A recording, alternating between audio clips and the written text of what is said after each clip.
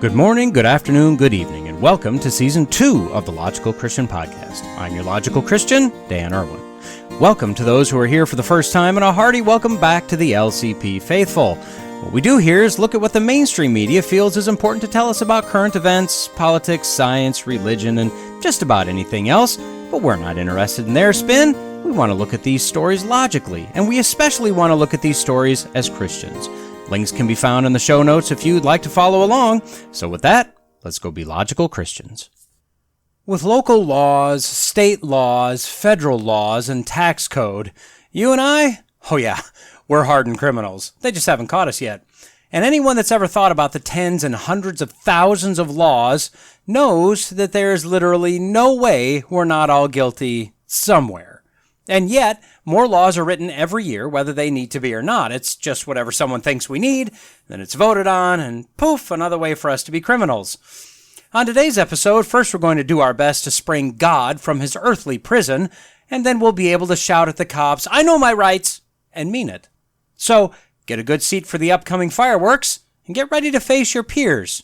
And remember, after the lights go out and the music fades, goal update number 3. So, I may be going away for a little while, and here we go. Well, once again, I want you to join me in a little thought exercise, and yes, trust me, I'm with you. Both thought and exercise are horrible words. There are many days I would much rather engage in some intense, mindless slothfulness, but those are apparently not spiritual gifts that I've been granted. A few episodes back, I challenged you to think about the power that we've given to the cell phone, or on a generic level, a device, with regard to the apparent increase in depression and all that stems from that in kids and adolescents. I suggested that although devices and social media networks haven't helped the situation, the constant suggestion for the last 5, 10, 15 years of don't let kids on these things until they're adults, or we need to outlaw these apps, or, suggestions similar to that. They're not only not realistic in the world as it stands today, but it's really only attacking a contributing cause, not a or the root cause of the problem. I suggested that the woke movement, parents lacking discipline, both of their kids and of themselves, the lack of loving parents, the feminization of the gospel in churches and dumbifying of youth groups to try to be more like the world, the constant drive to force Christianity out of every aspect of society, the constant drumbeat of evolutionary thinking that we're all just animals, these might be more along the lines of what we need to be looking at more than just a device, which is really just nothing more than a tool when you come down to it. But even all of those are more symptoms or effects of the actual cause, a lack of interest in Christianity. And this manifests itself as a loss of a strong and real factual Christian message, a lack of strong churches, strong pastors, strong parents. We kind of pick and choose what out of the Bible we teach as fairy tales and what we teach as historical fact. The Bible has been displaced as the only real source of true truth. We no longer unapologetically present the powerful message of the gospel, and the list goes on. Those are the things that we really need to get back to if we would ever hope to have mankind turn back around after a few generations. We need to get back to God's word, God's way. Anything less than that will always degrade and result in what we've got. Now, all that said, the supermajority, all-red West Virginia legislature, specifically the Senate, has proposed WV Senate Bill 251. Now, this story is all over West Virginia right now. My base article is found on usatoday.com. Headline: Public schools in West Virginia may soon be required to display "In God We Trust" in a conspicuous place. So the article, surprisingly, is actually pretty much a fact-based news story. And I say surprisingly because it's from USA Today, which tends to be a little more left-leaning, like most of the news sources these days.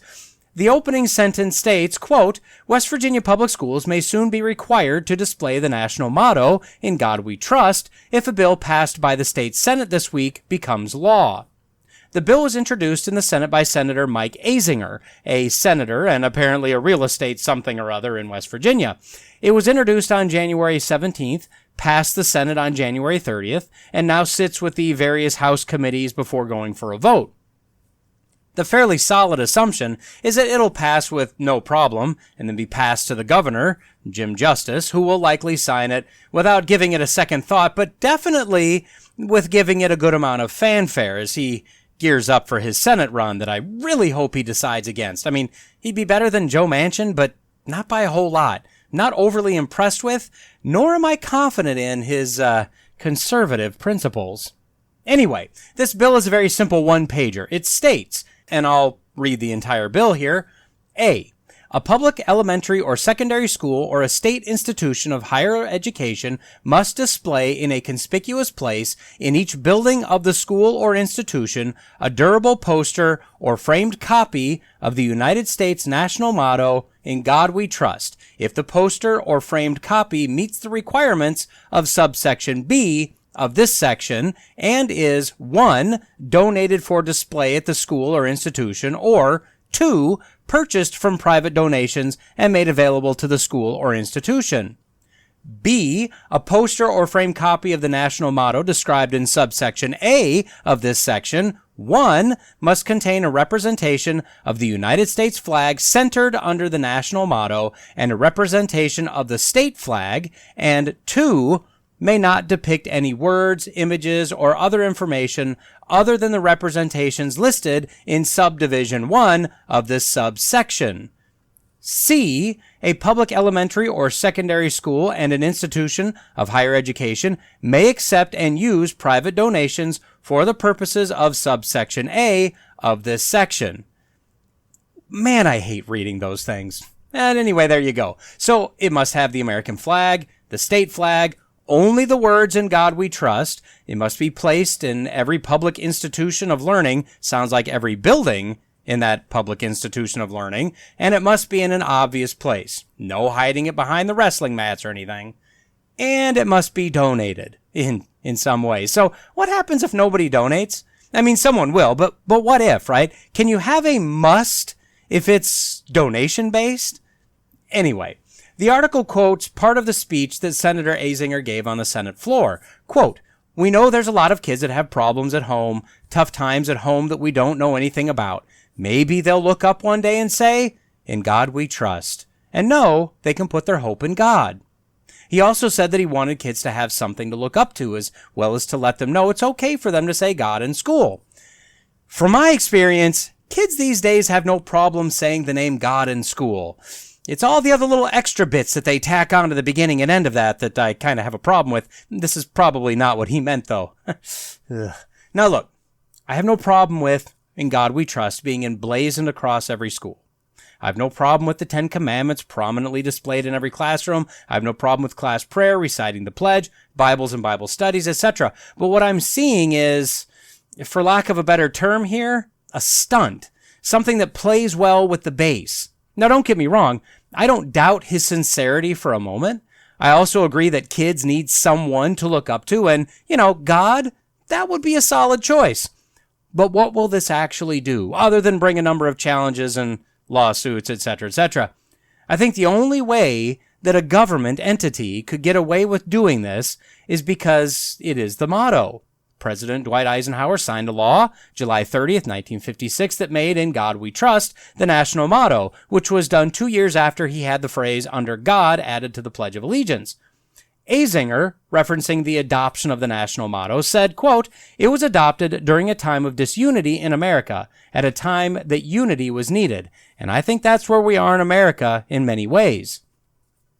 Again, I don't disagree with him, although I disagree that we, as a nation, will ever be unified again, unless God himself makes that happen, which, as I believe in a sovereign God, no matter how it were to happen, if it happened, it would be because of God's doing, but I digress. The questions are, will this aid in unifying America, and will this actually do anything for the kids? ACLU Advocacy Director Eli Baumwell said, quote, "We know this is something that's easy for folks to vote for. We know it's something that they'll get attacked for voting against. We understand that it's the national motto, but it's also something that makes a lot of people who are not religious feel very uncomfortable." Okay, well, I agree with the first thing he said. It is easy to vote for, and it will bring out the knives towards anybody that votes against it. I disagree that it's going to make a lot of non-religious people feel very uncomfortable. If you're uncomfortable by a sign in a single location that says that, well, I think the problem lies more with you than the sign, just saying. But I come back to my point. In the world we live in today, this will not unify. I think this will actually cause greater division. Now, the article says that currently Mississippi has this law. They were the first state to pass it in 2001, and since then, this type of law has been passed in Kentucky, Louisiana, South Dakota, Texas, Utah, and Virginia. So let me ask you, has the sign brought unity in any form, in any way, in those states? Has it bolstered religious learnings? Has it upped the church attendance? Has it done anything for the kids? Has it done anything at all except put money in the pockets of lawyers? From a constitutional viewpoint, from my non-lawyer-esque worldview, I think the only way this could possibly stand is because it's the national motto. Those words, were they not the motto, being mandated into public schools by the government, really pushes the freedom of religion clause, and I think it actually violates the concept, the context of Jefferson's separation of church and state comment.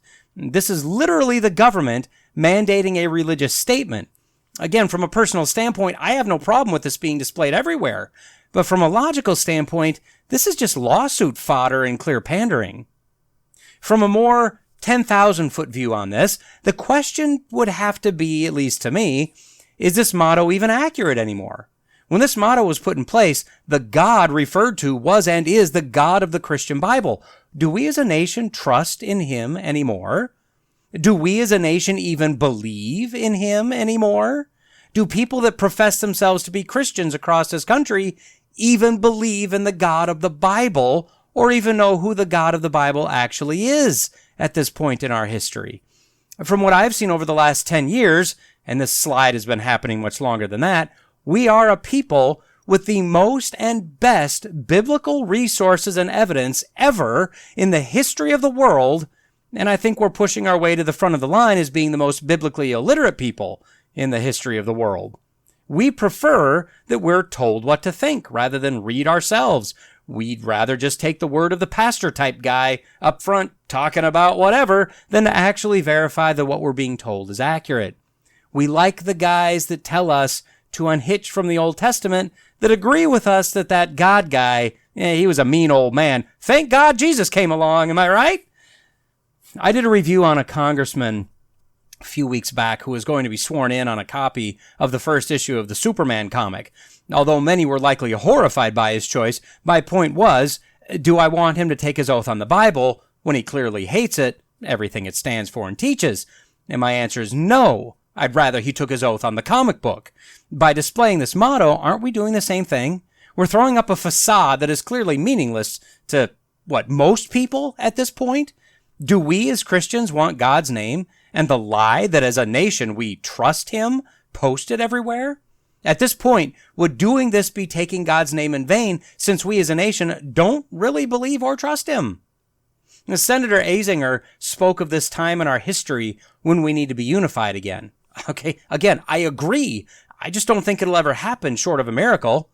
Back in the Civil War era, this nation was clearly divided, more so than today, as they actually went to war. We haven't done that yet. One side was pro-slavery. One side was anti-slavery. Both sides were using scriptures as their justification for their stance. One side, the pro-slavery side to be clear, was misreading and using the scriptures out of context, and generally just poorly. But the reality is, agree or not, the nation was mostly unified on a biblical Christianity foundation. If you were to take a poll back then, even in the 1950s, and ask if people agreed with the statement, "In God we trust," you would get a clear majority that would emphatically agree. This is not where we are today. If you took that poll today, I think you'd be lucky to get a 50-50 split. Now, I know there are all sorts of views on what I'm going to say next, but I do believe that this country was divinely founded. I think that the Constitution was divinely inspired. I think that the Founding Fathers were divinely led, and I think it was all done for God's purpose. To that end, I have no qualms with saying that although we were founded with religious freedom, we were founded primarily as a Christian nation. I don't believe that's how we can claim to identify anymore. And that's definitely not who we are in practice anymore. I've said before that Ken Ham says there are only two religions in this world, God and not God. And those are the two large factions in this country. Those that believe in the God of the Bible, or at least at a minimum live by biblical morals and ethics, and those that either believe there is no God, or believe in various man-made gods, or are openly hostile to even the thought of a God. We, in America, no longer have a common foundation to start from in order to bring forth unity. The West Virginia State Legislature has been working hard this term to push through bill after bill meant to bring our state much farther to the conservative right. Look, I recognize and highly commend them for it. They've been doing good work. I also understand what Senator Azinger is trying to do. Despite my tone, I'm actually sympathetic to his goal. I just think that this is maybe not the best way. I mean, call me pessimistic. I prefer to think of myself as an optimist but a realist, but whatever. But I believe the return on investment is very potentially zero, and the political capital, as well as the real monetary capital, has the potential to be extreme. The problem from my perspective, and your view may differ, is that we, as conservatives in general, and Christians specifically, can identify the problems fairly readily. From a conservative worldview, we're losing conservative values. Even those in the conservative party don't seem to be all that conservative anymore. We're in a constant state of losing ground on true science, and freedom, protection of women, protection of children, the right to life, liberty, and the pursuit of happiness, the right to think and believe as you choose. The reason for this, and the problem readily identified by true Christians, is sin. It's a desire for the world rather than the desire for God, a compromise of the Bible with human selfishness and greed. The question is, what do we do? And that's normally where we fall apart. Now, the things that Governor DeSantis and the legislature in Florida are doing, and in lesser ways, but still important ways, the actions being taken in states like Oklahoma and Texas and even West Virginia, as well as a handful of other states, they're great, right? They're doing good things. We do need to be fighting back against all of the leftist, I'd say, demonic arrows being shot at us right now. We need to be fighting to protect children, fighting to not erase women, fighting to keep our freedoms. But as Senator Azinger rightly identified, we need to show this country that the only hope we truly have is to turn back to God. If we're going to spend political capital, if we're going to fight to get God back into schools, why not just go full out? Allow religion back in the school. Allow teachers the ability to speak on religion, not to proselytize. Remember, this is a school. It has its own function, but to make it so the teachers can pray alone or with students, that they can be part of and actually lead Bible studies with other teachers or students. How about mandating a religions course where teachers use solid, approved materials to teach the various aspects of mainstream religions? Maybe even allow pastors, imams, priests, etc. to come in and answer questions about their various faiths. See, I'm not willing to even say that only Christianity should be taught. Let's open this up. Give kids the facts with full transparency to the parents, of course, and let them use their brains like education is supposed to do. A number of years ago in my elementary-age Sunday school class, I went through about 10 mainstream religions and covered aspects like their holy text, their prophets, their God or gods, what they believe about creation, eschatology, what are their rules, what happens when you die. I just taught it as facts of each religion. Then at the end, I put together a matrix of what makes a good religion, and then we scored each religion based on those questions. Christianity came out on top, which, maybe I was biased, but the criteria that I used to score it were not biased. And even then, I told them that if they didn't like my criteria, come up with your own. Do your own scoring, but just make sure you can justify why you chose what you chose as your criteria. These are the types of things that we should push if we're going to have a fight with the ACLU or parents or teachers unions or whoever anyways, right? My fear is that forcing this sign, putting up the motto simply because it says God on it, because it forces everyone to affirm that they trust in the God of the Bible, that'll be the argument, it'll cause such a come apart by those on the godless left and many on the right that probably need to do a little self-examination, that even the supermajority in the Congress won't have the political will in the future to try something even more bold. Remember last time with the motto, I'm not willing to go through that again. If Senator Azinger had simply crafted, say, an American Pride bill, we place the motto in the school, say the Pledge of Allegiance every morning, have an American flag in every classroom, ensure the history books and the lessons are not politically biased, we represent political viewpoints accurately, then fine, whatever. But the fact that Azinger has crafted this bill and stated his desire to place the motto in each school for the reasons that he stated, which are clearly more Christian in nature than they are American, that's where I have a problem with what he's doing, and more so, the way he's going about it. In Matthew 10, Jesus is telling his apostles, and by extension us, "Behold, I'm sending you out as sheep in the midst of wolves, so be wise as serpents and innocent as doves.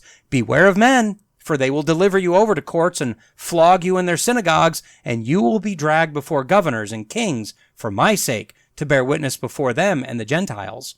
We generally have the gentle as doves part down pretty good. Not so much the wise as serpents.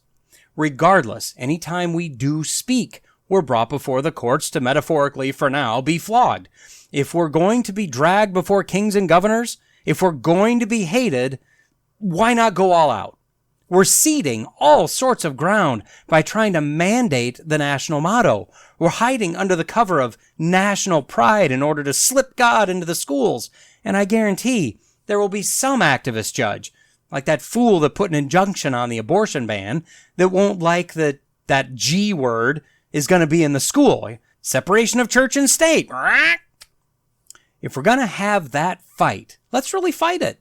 Let's not try to sneak God in under the cover of darkness, agreeing that we should have separation of church and state, and agreeing that teachers need to be a-religious, and agreeing that a public building is really no place for religion, which is what we're doing by trying this little stunt. No. Let's kick the school doors down and march into the school with true freedom. Freedom of speech, freedom to believe as you so choose, the freedom of religion for the literal American citizens that reside within. That's all I'm saying. If we're going to fight for the kids and the adults to be able to look to God for hope, why would we timidly mandate a sign? Let's be wise as serpents. Go on the offensive for once. Give the kids real freedom and a real hope. But what do I know? And what do you think? The pokey, the joint, Club Fed, the big house, up the river, the hooskow, de clink, de slamma, the Crowbar Motel. Yep, we're talking about jail. You've committed a crime, now what? That's right, you do the time. Well, maybe. It really depends on a few things. What did you do, and what era are you living in? Hey, welcome back to the American Genesis, episode 25, which is part 7 of our look at the amendments to the Constitution. Today we're going to take a look at amendment number 6, and you being the criminal that you apparently are, you should be very happy about amendment number 6. So as we always do, let's take a little read over the actual text.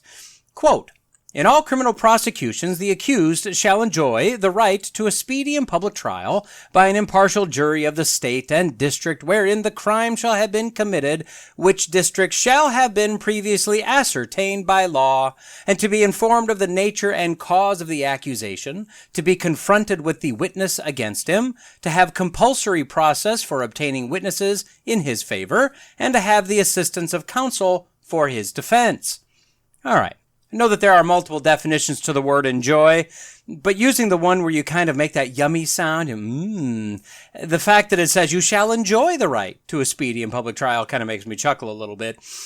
I envision someone that's just ear-to-ear smiles, practically giddy because the trial happens so fast for their criminal action.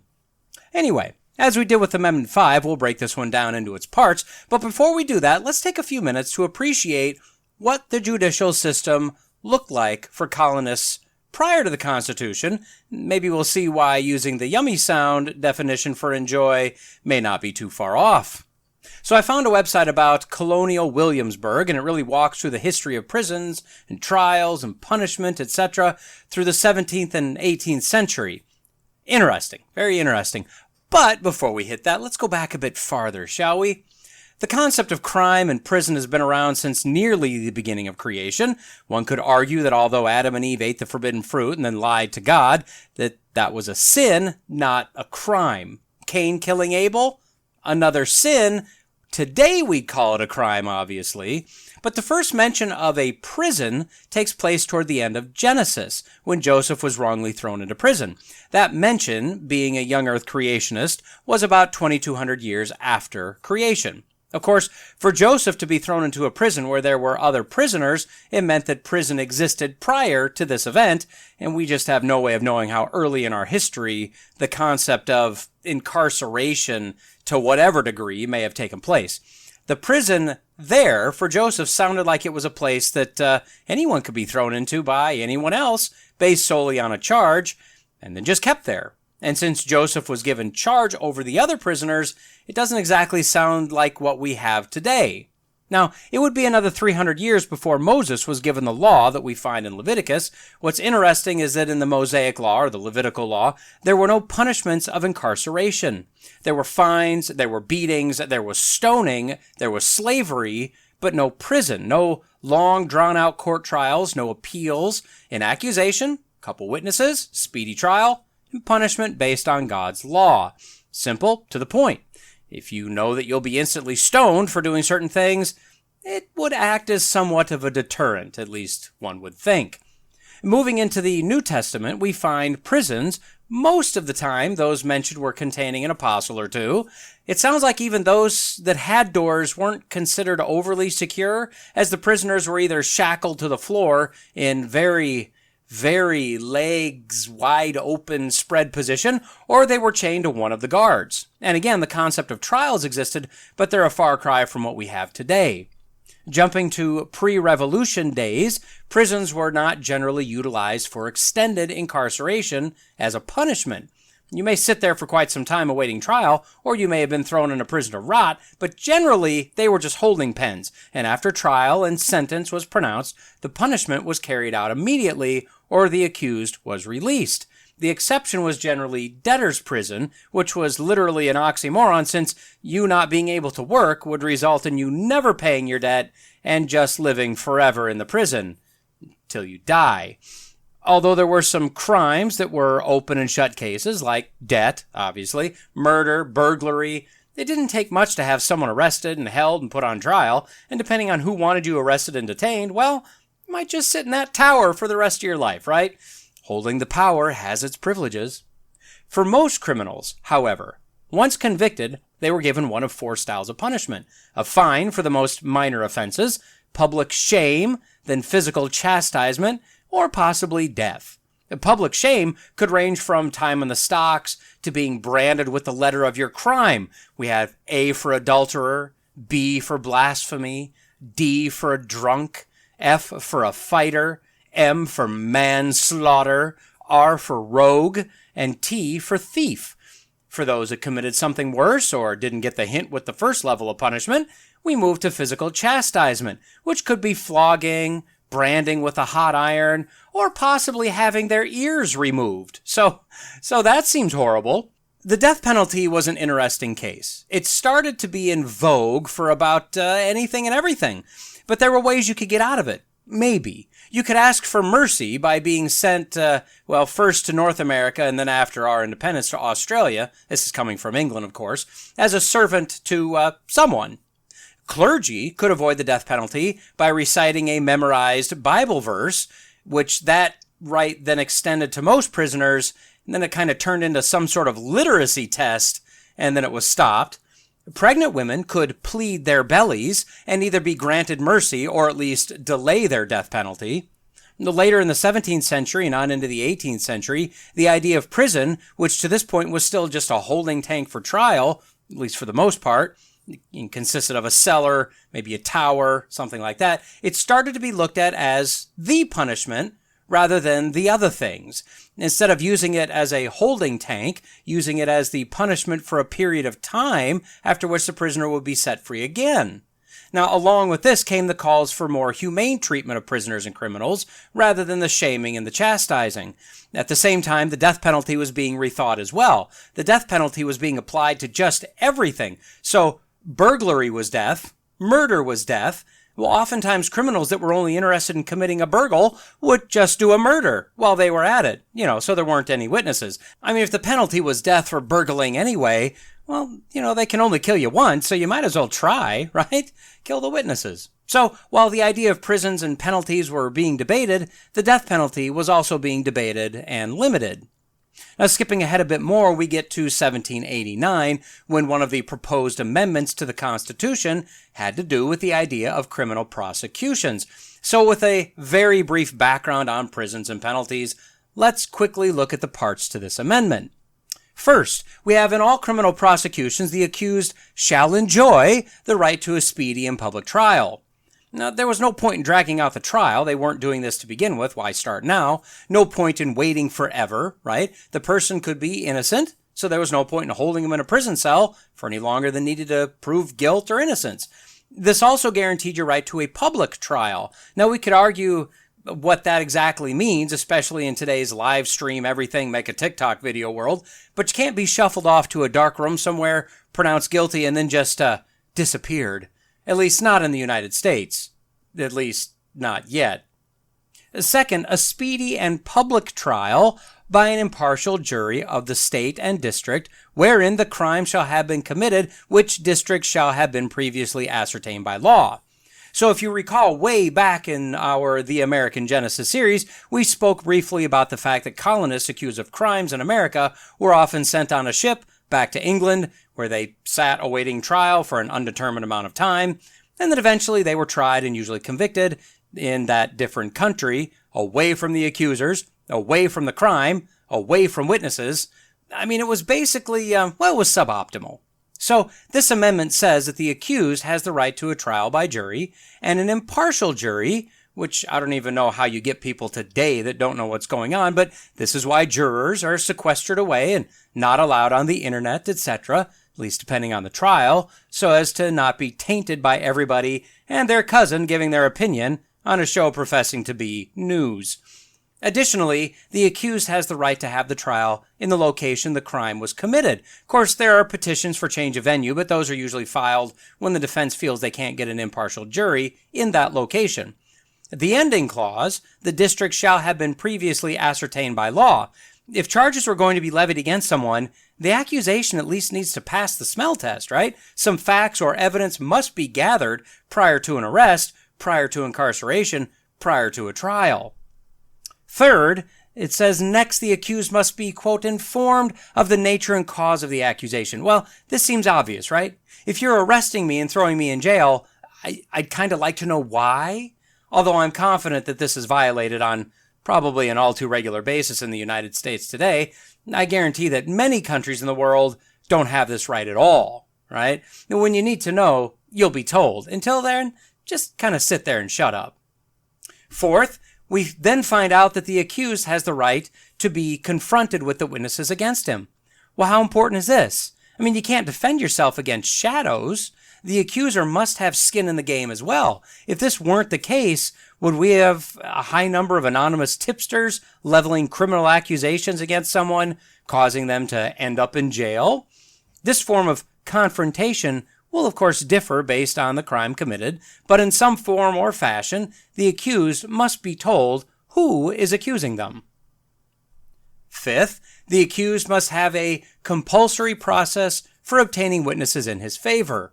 If you have or had kids, or you're going to have kids in the near future, you either know or you'll find out that the he said, she said game, or the you did it, no I didn't, you did it, no I didn't type of arguments, those are just pointless. If there isn't a jumbotron replaying that section of life that's being squabbled about, you're pretty much stuck, right? So this allows the accused the ability to call witnesses in order to plead his or her case as to why they should be found innocent.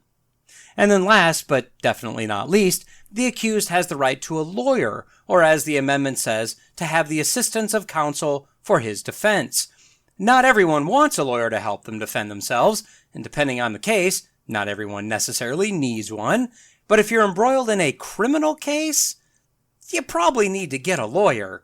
This clause allows you that ability, and as we stand today, if you can't afford one, one will be appointed to you.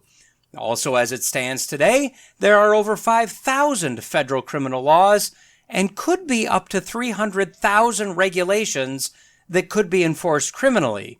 If you're accused of a criminal offense, you should probably get yourself one of them law-talking guys. And that's your Sixth Amendment. So when you commit your criminal act, be thankful you don't have to sit in the stocks or be branded with a letter or have your ears forcefully removed. And since we have a few minutes, why don't we go ahead and tackle Amendment number 7 really quick? I mean, the fact that I'm one amendment behind the episode part is driving me a little bonkers. I mean, Part 7, but Amendment 6. I mean, who does that, right? So Amendment 7 reads as follows, quote, "In suits at common law, where the value in controversy shall exceed $20, the right of trial by jury shall be preserved, and no fact tried by a jury shall be otherwise re-examined in any court of the United States than according to the rules of the common law." Okay, well, we can't get more basic than this, right? So common law at this time was still based on English common law. This meant that the law was based more on precedent or previous rulings than it was on actual statutes and written laws. Eventually, the United States had enough of its own precedent and rulings that common law was shifted from its base on English law to being based on our own law. This amendment only applied on the federal level, not the state level. So, essentially, anything above a petty crime has the right to be tried by jury. When looking at an inflation calculator that goes back to 1790 all the way to today, and this is really subjective at best, it says that $20 is now about $645. So even though I wouldn't step over $645 in the street, in the grand scheme of things, that's a fairly small amount of money for a crime. I mean, in California, can pretty much get away with theft under $1,000. That's not entirely true, but it kind of is, right? I mean, they're not going to track you down and prosecute you because you stole a $500 TV from Walmart. I mean, let's be honest here. That said, on the off chance that would happen, or if you live in a state where crimes still equal crimes, anything over a petty crime could be tried by jury if requested, and if you think that a judge won't give you a fair trial, why not request a jury trial? Now, personally, and this is just personally, I'd rather just have my case dismissed and transfer it over to Judge Judy, who may be the only flaming liberal I just love to pieces. I mean, her snark it's just right, in my humble opinion. Now, the second part of this amendment kind of reiterates what was already stated in the Fifth Amendment. You can't be tried a second time, double jeopardy, for the same thing once it's been ruled on. We cover that in slightly more depth in the past episode. And with that, I'll bring this episode of the American Genesis to a close. I feel so much better now that the episodes and the amendments line up.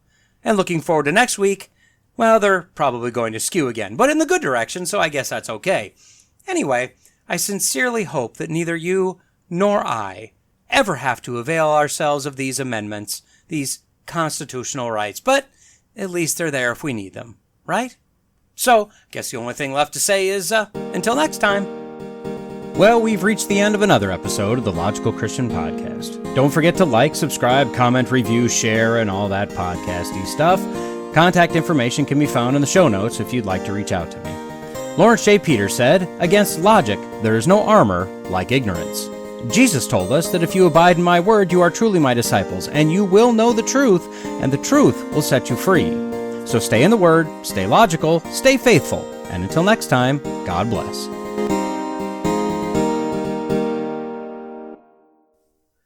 Can you believe we've made it to Goal Progress update number 3 already? Do you have any idea what that means? That means for 3 weeks in a row, I've tried, allegedly. So jumping right in, remember, this is as of Tuesday, regarding my weight loss. Now, keep in mind, over the course of the last week, I caught some sort of a chest cold, or at least that's what we used to call it in the before times. I'm pretty sure I caught it from being around the throngs of people at the kids' show choir competition. I know it's throngs, but you either chuckled or you were horrified. Either way, I win. So, there were 3 days when I wasn't punching the heavy bag, rather than the typical 1 day off per week. I also tend to be a stress eater, which is unfortunate, as apparently everything in the known universe causes me stress. I mean, I don't feel stressed at all, but from the eating, one can only assume. I've found that I tend to live by the old adage, feed a fever, feed a cold. I also tend to feed an injury, say like when I pull something in the old back, as I'll do from time to time. That said, on those days that I didn't work out because I felt the worst, I was able to barely, strugglingly stay at the calorie threshold that my fitness pal had arbitrarily set for me based on whatever goals and lies I programmed in there to begin with. So with all that against me, I still managed to lose 2.6 pounds from last week, which is over the minimum goal of 1.5 per week that I've set.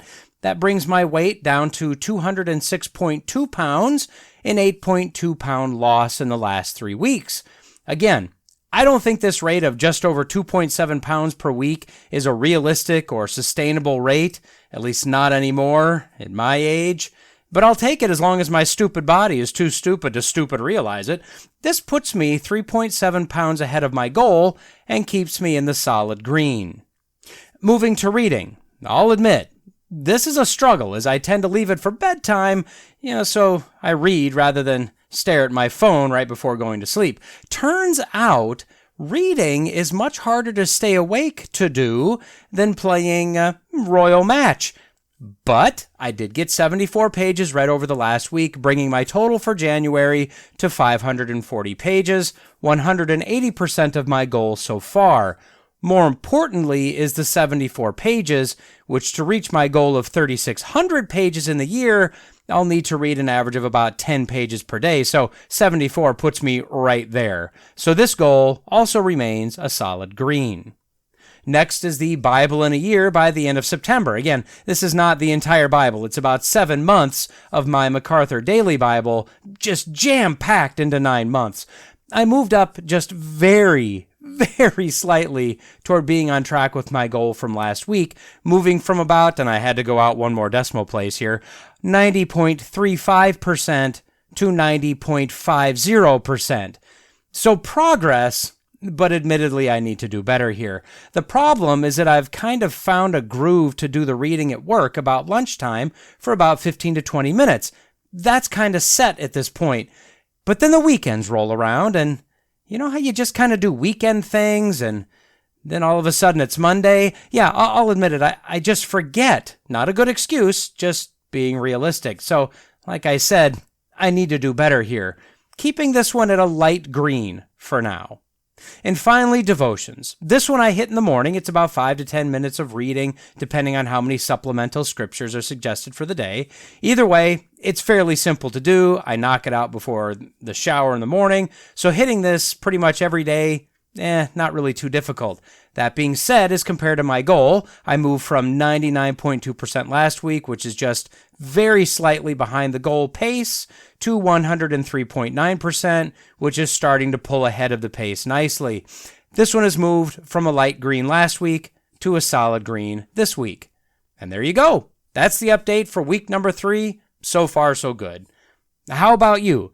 Did you set some goals? How are you doing on them? If you've made a goal or more, stick with it, or them. I mean, if I can do it, you can do it. As always, if you have any comments, suggestions, or questions, just let me know. Bye for now.